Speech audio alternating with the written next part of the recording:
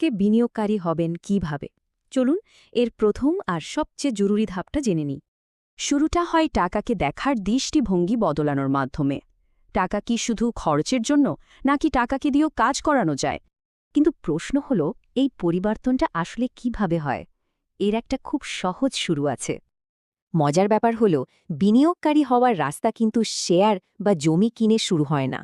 এর শুরুটা হয় নিজের আর্থিক অবস্থার একটা পরিষ্কার ছবি তৈরি করার মধ্যে দিয়ে। এটাই আসলে আর্থিক শিক্ষা, মানে টাকা ম্যানেজ করার আর্ট আর সায়েন্সটা বোঝা।